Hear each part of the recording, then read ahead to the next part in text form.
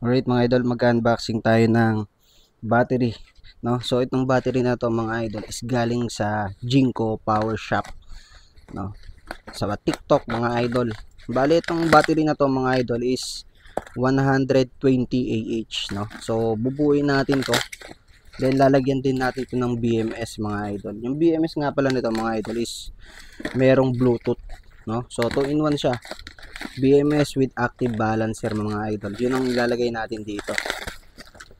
Ayan, tingnan nyo mga idol, oh. Sobrang safe ng packaging talaga ng Jinko Power Shop mga idol.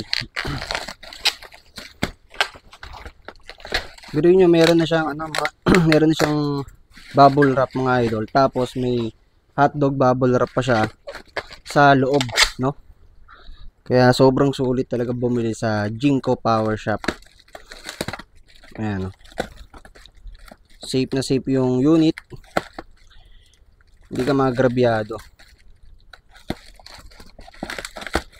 Maganda tong battery na to mga idol. Yeah. Diba? So meron pang ganto, meron pang styro. Galing. Para safe talaga yung unit. Oh, di ba? Pagdating sa loob mga idol is meron pang bubble wrap ulit. Nakalagay naman is 120 AH, no? At galing. Wala akong masasabi dito. Oh. So mga idol, ito is 3.2 volts bawat isa mga idol, no? Tapos 120 din ang bawat isa nito. Kaya pag binuo natin to, pag siniris natin mga idol, yan, magiging 12 volts na 120 AH. Tingnan natin. Ayun, oh, may bus bar na sa loob, oh. Tama ba? Bus bar nga ba yan? Yung pang connect sa mga battery.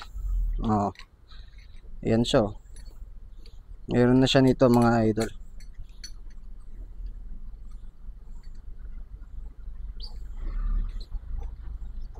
Okay, tingnan natin lahat.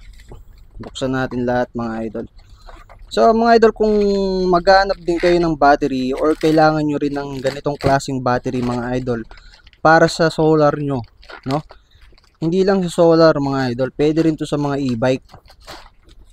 Ayan, oh. Pwede rin to sa mga e-bike mga idol. Tapos pwede rin sa mga kotse, no? Sa mga 4 wheels.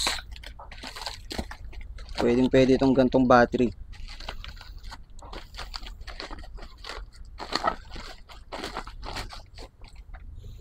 Oh ha.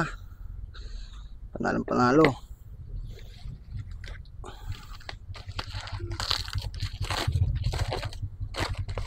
Last one, tingnan natin. Oh, 'di ba? Astig mga idol. Wala man lang isang bloated. Diba? Kasi yung iba is nagsasabi is meron daw bloated yung unit, no? Kaya sinasabi nila is fake daw. Pero hindi po, hindi yung fake. Kung gusto niyo ng ganitong battery mga idol, nasa Yellow Basket lang natin 'to.